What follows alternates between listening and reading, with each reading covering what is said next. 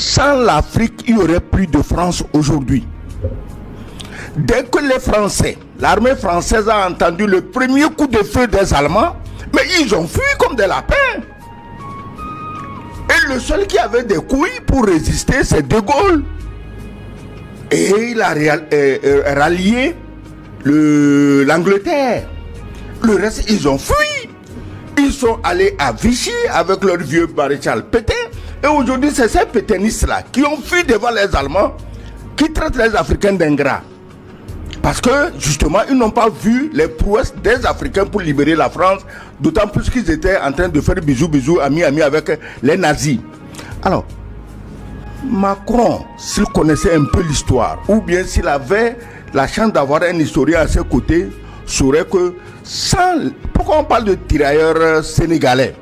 Il n'était pas seulement sénégalais, mais ça veut dire que le Sénégal a donné certainement le plus grand contingent, et Dakar étant le plus grand port d'où les gens partaient, est-ce que la France a payé quelque chose au Sénégal pour tout ce que le Sénégal a sué et saigné pour elle? En récompense, ceux qui se sont battus, les survivants, on les a amenés à Tiaroy, on les a exécutés comme des malfrats. Ça, c'est la France. Maintenant, le Tchad. Mais est-ce qu'il n'y a pas un seul Français qui se rappelle que quand De Gaulle a proclamé la France libre de Londres, que le premier État qui s'est rallié à l'idée de la France libre sous la direction du gouverneur Félix Éboué, c'était le Tchad. C'est le Tchad qui a été le premier État de la France libre. Ce n'est pas la France actuelle qu'il était, c'est le Tchad. Et c'est du Tchad qu'ils sont partis, aller en Afrique centrale, Brazzaville, machin, avec le général Leclerc, qui a combattu dans le désert jusqu'à Koufra. Ils ont fait le fameux serment de Koufra, où ils ne baisseraient les armes que quand Strasbourg aurait été pris. Tout ça, qu'est-ce que les Africains ont eu en échange?